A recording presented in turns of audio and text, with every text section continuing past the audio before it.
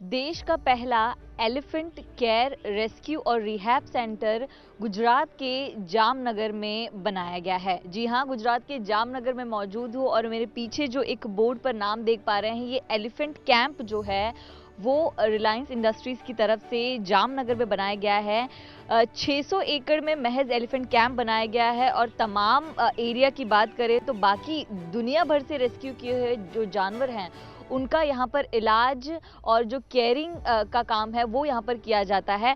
तो अभी फिलहाल आपको अंदर ले चलते हैं और दिखाते हैं कि कैसे देश का जो पहला एलिफेंट केयर और रिहैब सेंटर बनाया गया है, किस तरह की सुविधाएं हैं, क्योंकि यहाँ पर आपको 1, 2 या 10 या 50 नहीं बल्कि तकरीबन 250 से भी ज़्यादा एलिफेंट जो हैं वो देखने मिलेंगे। और इसके साथ साथ आपको देखने मिलेगा कि कैसे इन विशाल जानवरों का ख्याल रखा जाता है, कैसे इनका इलाज किया जाता है। तो चलिए आपको लेकर चलते हैं जामनगर में मौजूद इस एलिफेंट कैंप में, आइए हमारे साथ।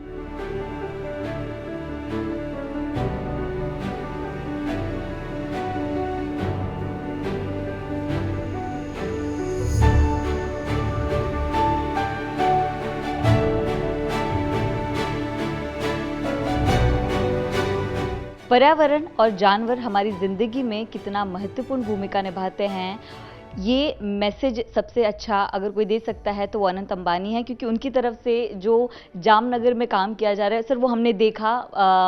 काम की अगर बात करें, प्रेरणा की बात करें तो कहाँ से ये प्रेरणा आई और अपने काम के बारे में बताएं, क्योंकि हमने आपके साथ पूरा दौरा किया। बहुत खूबसूरत प्रोजेक्ट है, बहुत बढ़िया काम चल रहा है। तो जो आप प्रेरणा की बात करते हो, मेरे माता जी से मुझे ये प्रेरणा आई।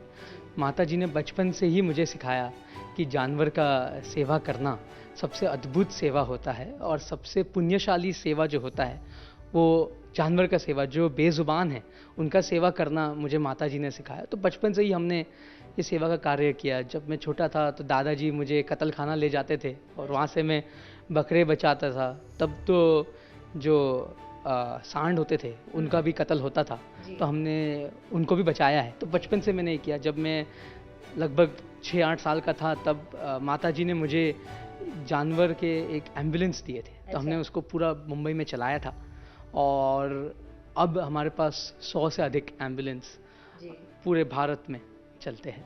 तो अनंत जी क्या कहेंगे कि ये आइडिया कब से दिमाग में था कि इतना बड़ा प्रोजेक्ट बनाना है, इतने जानवरों की जो रक्षा करनी, उनकी सेवा करनी, कब ये आइडिया? ये तो देखिए, ये जो आज आप देख रहे हैं ये तो भगवान का ही आशीर्वाद से होता है और हमने जो भी यहाँ किया है एक ही भाव से किया है कि हमें सेवा करना है और सेवा के साथ हमें इनका रक्षा करना है। और रक्षा, ये चिड़ियाघर नहीं है, ये ना ही कोई मनोरंजन के लिए हमने बनाया गया है इसे। ये जो है ये सेवालय है, ये जानवर का सेवालय है। तो हमने इसे सेवालय के रूप से बनाया गया है। यहाँ हम खाली जानवर की सेवा करते हैं। जो अलग अलग जीव जंतु है, पक्षी हो जाए या सांप हो जाए या शेर हो जाए या हाथी हो जाए, हम सबकी सेवा करते हैं। और भारत में जहाँ भी अगर हमें कोई फॉरेस्ट डिपार्टमेंट के माध्यम से या NGOs के माध्यम से या दूसरे चिड़ियाघर के माध्यम से हमें जब बुलाया जाता है कि वहाँ कोई तफलीक है, तो हम सब जानवर को यहाँ लाते हैं और उनका पूरा हम, आपने तो हॉस्पिटल देखा होगा आज, और वो हॉस्पिटल में हम उनका सेवा करते हैं, उनको तंदुरुस्त करते हैं। हो सके तो वापस जंगल में छोड़ते, नहीं तो उनके लिए यहाँ एक पूरा जंगल का प्रकार में एक घर बनाते हैं। मैं उसको पिंजरा नहीं बोलूँगा क्योंकि मैं पिंजरा में नहीं मानता।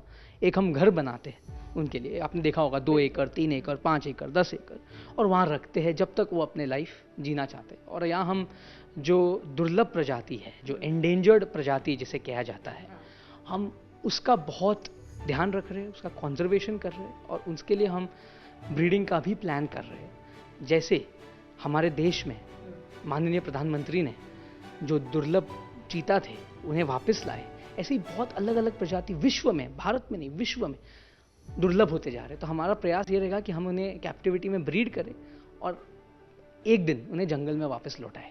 मेरा एक आखिरी सवाल है आपसे कि ये जो जानवरों को आपने रेस्क्यू करके लाया है, उनका इलाज कर रहे हैं, क्या उनके ठीक होने के बाद उनको फिर से जंगल में भी छोड़ा जाएगा या भविष्य तक उनको यहीं रखा जाएगा, और क्या आम लोगों के लिए आपका ये सेंटर खुलेगा? तो जैसे मैंने आपको बताया कि हम कोशिश करते हैं कि जानवर ठीक हो जाए, जो जंगल से आते हैं उसे हम जंगल में छोड़ देते हैं। मगर जो जानवर सर्कस से रेस्क्यू किया जाता है, जो जानवर अलग अलग जगह से, जहाँ वो चिड़ियाघर, जो ख़राब चिड़ियाघर होते हैं, जो जानवर इंजर्ड है, जो जानवर को लग गया, चोट लग गई है और जो एकदम घायल है और वो कभी जंगल में जी नहीं पाएगा, उसके लिए ये एक आश्रम है, वो ये आश्रम में ही जिएगा। और ये तो देखिए हिंदू धर्म में श्री राम ने जटायु की सेवा की, श्री राम ने गिलहरी को भी आशीर्वाद दी, माता रानी खुद शेर पर विराजे, श्री कृष्ण हाथी घोड़ा पाल की, जय कन्हैया लाल की, तो उन्होंने भी हाथी घोड़ा की बहुत ध्यान रखा।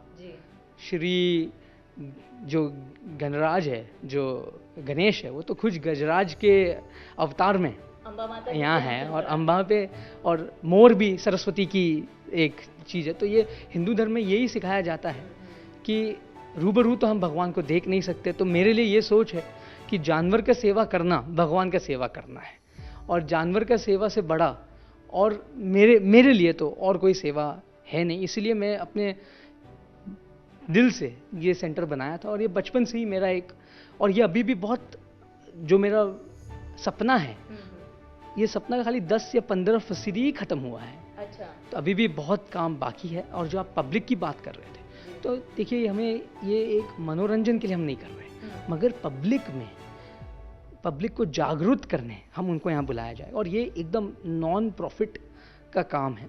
इसमें पिताजी का सहयोग है। पिताजी ने कहा कि ये भारत के लिए ऐसे करिए कि जब हर एक बच्चा यहाँ से निकले तो उसे लगे कि उसे भी वाइल्ड लाइफ के लिए कुछ करना चाहिए, और जो उसने कभी सपना देखा होगा जानवर देखने का, वो यहाँ देखे।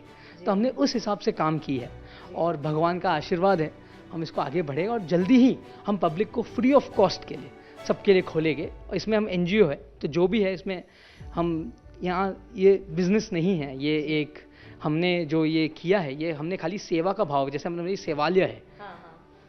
तो अनंत, जाते जाते जो यंगस्टर्स आपको देखकर इंस्पायर होते हैं उनको क्या कहेंगे?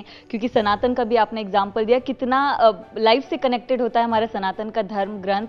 तमाम यंगस्टर्स को जिनको आप इंस्पायर करते हैं तमाम चीज़ों को लेकर, उनको क्या कहेंगे? मैं खाली इतना ही कहना चाहता हूँ कि आप पर्यावरण के लिए कुछ ना कुछ करिए। छोटा सा पौधा भी लगाना है तो पौधा लगाइए। वाइल्ड लाइफ के लिए जितना हो सके उतना आप छोटे से, जैसे जंगल जाना, या जो पालतू जानवर है, जो रोड पर अनाथ जानवर है, उनका थोड़ा ध्यान रखना। ये सब मैं यंगस्टर से यही कहूँगा कि वो थोड़े, और जितना हो सके उतना, बूंद बूंद से सागर बनता है। तो ऐसे नहीं सोचना है कि हमसे क्या होगा, बट बूंद बूंद से ही सागर बन। मैंने भी बचपन में एक मुर्गी बचाया था कत्ल खाना से, तो ऐसे ही मैंने शुरू की। तो ये है, और सनातन धर्म में यही सिखाया जाता है। तो मैं सब से ये कहूँगा कि आप सनातन धर्म से इंस्पिरेशन लीजिए। सनातन धर्म से आप ये सोचिए कि सनातन धर्म में कितना, हमारे ऋग्वेदा में कहा गया है कि हर एक जीव समान है, मनुष्य या जानवर, सब जीव एक है। तो सबका ध्यान रखना चाहिए। और बस मैं यही कहूँगा कि आप हिंदुइज्म को अपने डेली लाइफ में जिए, और जैसे मैंने इनसे इंस्पायर होकर जानवरों के लिए काम किया, जो जानवर बोल नहीं सकता, जो बेजुबान है, उनके लिए मैंने ये काम किया। इसीलिए तो कहीं ना कहीं उनकी ब्लेसिंग जरूर मिलती है। जी।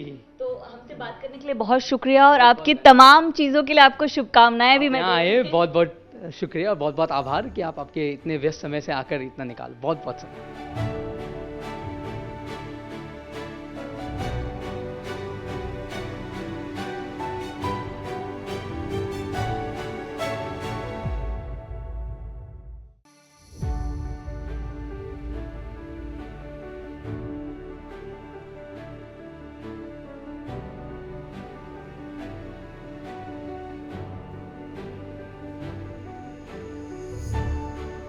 कहते हैं वेलकम टू जंगल, लेकिन आपको बता दें कि ये जंगल नहीं है। आपको मेरे पीछे तमाम पेड़ और विशाल हाथी देखकर ज़रूर ऐसा लग रहा होगा, लेकिन ये गुजरात के जामनगर में स्थित एलिफेंट केयर सेंटर है, जिसको बड़े स्तर पर बनाया गया है। और यहाँ पर मस्ती में खाते घूमते हाथियों को जो आप देख पा रहे हैं, इनके लिए तमाम व्यवस्था सुविधाएं यहाँ पर की गई है।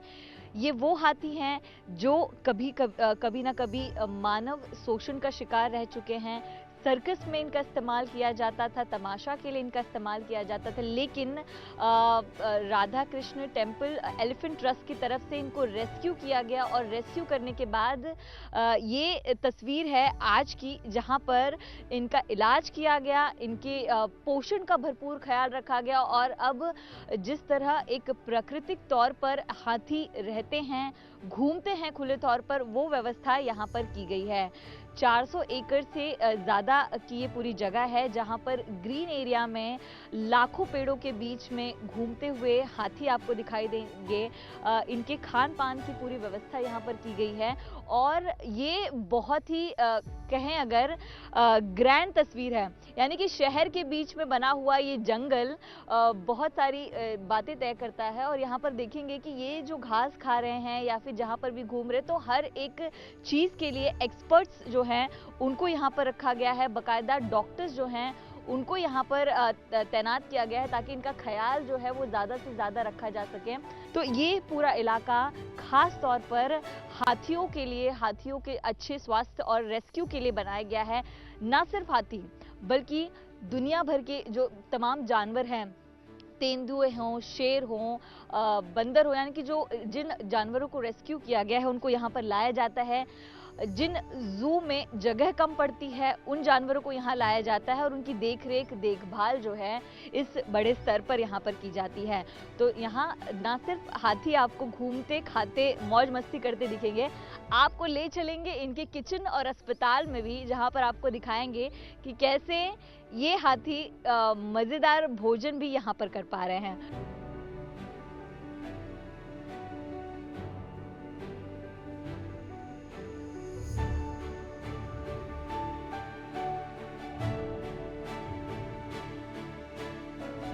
जंगल से होकर गुजरता ये रास्ता लेकर जाता है इस खूबसूरत इमारत में, जिसको 200 से ज़्यादा हाथियों के लिए किचन बनाया गया है। जी हाँ, ये एलिफेंट किचन है, जहाँ पर स्वादिष्ट लड्डुओं के साथ साथ पेट भर खाने के लिए खिचड़ी बनती है और इन तमाम चीज़ों का जिसमें इस्तेमाल किया जाता है वो ऑर्गेनिक, यानी कि यहाँ पर बने खेत से आने वाला अनाज होता है। ये जो आप एक गाड़ी देख पा रहे हैं, इसमें जितना भी सब्जियां उगाई गई हैं, ये सब्जियां सभी जाएंगी ऑन ग्राउंड, जिसकी तस्वीर हमने आपको दिखाई। और ये वो हाथियों के लिए वो खाना है जो काफ़ी ऑर्गेनिक है, उनके स्वास्थ्य का यहाँ पर ख्याल रखा जा रहा है, क्योंकि ये जो है रेस्क्यू करके लाए हुए एलिफेंट्स हैं जिनका ख्याल रखना यहाँ पर बहुत ज़रूरी है। तो ये पूरा जो कार्ट है वो जाएगा सीधे ऑन ग्राउंड, जहाँ पर ये उनके लिए जो तमाम तरह की जो सुविधाएं हैं, जो भोजन की सुविधाएं हैं, वो उनको मिलेंगी।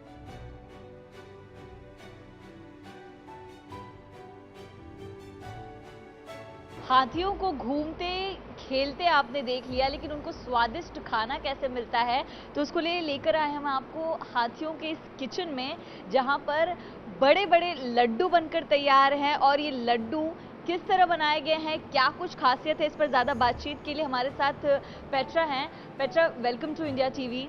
Thank you. Tell us about elephants' food, like what delicious food you provide them. We have here only food from India. We have vegetables, fruits from India, and each elephant, as you can see here in the back, has his own individual diet. We are very proud that we have an individual menu for all of them. And we have organic produced food. We have also outside, you can see it later on, where we have an herbal garden, and we produce ragi ladu. We produce khichdi, we have an own chapati machine, we produce juice for the elephant, so everything what you can imagine. Laddus, can you explain about this? Like what kind of laddus are these? These are the normal original laddu, but we have also dry fruit laddu, we have coconut laddu, we have batra laddu, and this is a laddu very, very rich in energy, but we use it also for medical treatment. If you go to the doctor, it is not tasty, the medicine. So we make a hole in it, we put the medicine in, and then we give it. And the elephant did not realize that the medicine is in, and they love it. So, can a human also eat this laddu? Yes, of course, a human can also eat it, and you can taste it if you want. We have small laddu also for the human here. Sure, we'll have it. Yeah, let's go. तो Petra, आप आपको यहाँ पर दिखा रही हैं कि ये जो लड्डू हैं तरह तरह से वो हाथियों के लिए बनाया गया, और वो कह रहे हैं कि यहाँ पर ये जो आम लोग काम करते हैं वो भी इस लड्डू को टेस्ट है। So which one is your favourite? My favorite is dry fruit, but I like also the original laddu made from ghee and jaggery and ragi flour. Thank you so much. तो Petra हमें बता रही हैं कि यहाँ पर ये जो लड्डू हैं वो ख़ास तौर पर पूरे न्यूट्रिशंस के साथ बनाए जाते हैं, ताकि हाथियों को, जो हाथी दवाई नहीं ले पा रहे, क्योंकि आमतौर पर इंसान की भी फितरत है कि अगर कड़वी चीज़ें तो वो नहीं खाते, लेकिन लड्डुओं में अगर दवाइयाँ डालकर उनको खिलाई जाए तो उनके स्वास्थ्य के लिए भी अच्छा होता है और बहुत हेल्दी है। तो you are saying we can also eat this? Of course, try one. तो ये एक नारियल का लड्डू यहाँ पर है जिसको हम खाएं। You'll share with me, have half. तो ये हम भी खाते हैं, ये हाथियों का लड्डू आप हमको खिला रही हैं। So enjoy. दुनिया का सबसे बड़ा हाथियों के लिए जो अस्पताल बनाया गया है वो है गुजरात के जामनगर में। गर्व की बात है कि इसकी शुरुआत हमारे ही देश में हुई है और इसी अस्पताल में मैं मौजूद हूँ। मेरे पीछे अगर आप देख पाएँ तो यहाँ पर एक बीमार हाथी का इलाज जो है वो किया जा रहा है। तस्वीरें देखकर आप अंदाज़ा लगाइए कि ये तस्वीर पहली बार सामने आ रही है जब किसी हाथी की सर्जरी आप ऑन कैमरा देख पा रहे हैं। यहाँ पर एंडोस्कोपिक जो है उसका इस्तेमाल किया जा रहा है। ऑक्सीजन बाकायदा यहाँ पर लगाया गया है, सूंड में ऑक्सीजन जो है वो रखा गया है, और एक जो नर्स स्टाफ है वो उनकी तरफ से लगातार वेंटिलेटर पर भी निगरानी रखी जा रही है। तो यहाँ पर एक बाकायदा सर्जरी जो है वो हाथी की जा रही है। और आपको बता दें कि ये देश ही नहीं बल्कि दुनिया का ऐसा पहला अस्पताल है जहाँ पर हाथी का इलाज या फिर कहें उपचार इतने बड़े स्तर पर किया जा रहा है। ये जो पूरा सेक्शन आप देख पा रहे हैं, यहाँ पर क्रेन के ज़रिए हाथी को लाकर उसका इलाज किया जा रहा है, क्योंकि जब आपके पैर में चोट लगी होगी, जब आपके कमर पर किसी तरह का कोई घाव होगा तो जो हाथी है वो खड़ा नहीं हो पाएगा। तो ये ऊपर अगर आप देखें तो जो क्रेन है, क्रेन की मदद से यहाँ पर हाथी को होल्ड किया गया है और नीचे टेबल और तमाम तरह के जो इक्विपमेंट्स हैं उसको लगाकर यहाँ पर इलाज जो है वो किया जा रहा है। दूसरी तरफ स्क्रीन पर लगातार जो डॉक्टर्स हैं वो निगरानी रख रहे हैं कि किस तरह पूरा प्रोसीजर यहाँ पर जारी है। और अगर आपको एक वाइड तस्वीर दिखाएं तो ये पूरा जो एरिया है ये ऑपरेशन थिएटर के तौर पर यूज़ किया जाता है। ऑपरेशन एरिया, 2 ऑपरेशन एरियाज यहाँ पर मौजूद है और ये सबसे बड़ा अस्पताल जो है वो यहाँ पर बनाया गया है। दूसरी तरफ मैं आपको तस्वीरें दिखाऊं तो जो दवाइयाँ हैं, जो आयुर्वेदिक दवाइयाँ हैं उनका इस्तेमाल किया जाता है, तो उसका भी बाकायदा स्टॉक यहाँ पर उपलब्ध है। हर्बल मेडिसिन्स जो हैं हाथियों के लिए वो यहाँ पर स्टॉक करके रखी गई हैं कि ऑपरेशन के दौरान, सर्जरी के दौरान अगर किसी चीज़ की ज़रूरत पड़ती है तो वो तमाम तरह की जो दवाइयाँ हैं वो यहाँ पर उपलब्ध हैं। और ये पूरी तरह से हर्बल हैं, क्योंकि किसी केमिकल से बनी दवाइयों का इस्तेमाल करके अगर हम हाथी का इलाज करते हैं तो हो सकता है भविष्य में उसका कोई दुष्परिणाम देखने मिले, लेकिन यहाँ पर हर्बल दवाइयों का इस्तेमाल करके हाथियों का इलाज किया जा रहा है। और इस स्ट्रक्चर के ज़रिए आप समझ सकते हैं कि कैसे यहाँ पर तमाम तरह की जो टेक्नोलॉजी है उसका इस्तेमाल किया जा रहा है। और ख़ास बात यह है कि जो तकनीक है ये यहीं पर यहाँ के एक्सपर्ट्स के साथ मिलकर बनाई गई है, और हर एक बारीकी से, यानी कि हाथी के सूंड से लेकर हाथी के नाखून तक कितनी डिटेल में यहाँ पर स्टडी की गई है, उन तमाम एक्सपर्ट डॉक्टर्स को यहाँ पर रखा गया है। और ख़ास तौर पर ध्यान दिया गया है कि अगर तकनीकी और टेक्नोलॉजी का इस्तेमाल करके सर्जरी की जाए तो वो भी की जाए। तो ये एक ऑपरेशन एरिया है जिसको आप देख रहे हैं, यहाँ पर सर्जरी जो है वो की जा रही है। ये बड़ा सा अगर आप गेट यहाँ पर देख पाए, यहाँ से ट्रक और जो क्रेन के ज़रिए है वो हाथियों को यहाँ से लाया जाता है। ये मैं आपको ये गेट दिखाने की कोशिश कर रही हूँ। ये पूरा विशाल गेट जो है बनाया गया है। ना सिर्फ हाथी, एमरजेंसी में अगर बाकी जानवरों की अगर बात करें उनकी भी ज़रूरत पड़ती तो उनको यहाँ पर लाया जाता है। तो यहाँ पर ये पूरा एरिया एक बार मैं आपको फिर से वाइड तौर पर दिखाने की कोशिश करूँगी। ये क्रेन के ज़रिए यहाँ पर हाथी को रखा गया है, उसका सर्जरी जो है वो किया जा रहा है। ये ऑपरेशन रूम 1 है, ऑपरेशन एरिया 1 है, ये एक ऑपरेशन एरिया 2 है। इसके अंदर आपको लेकर चलते हैं और दिखाते हैं कि इसका जो निर्माण है वो देश ही नहीं दुनिया में पहली बार किया गया है।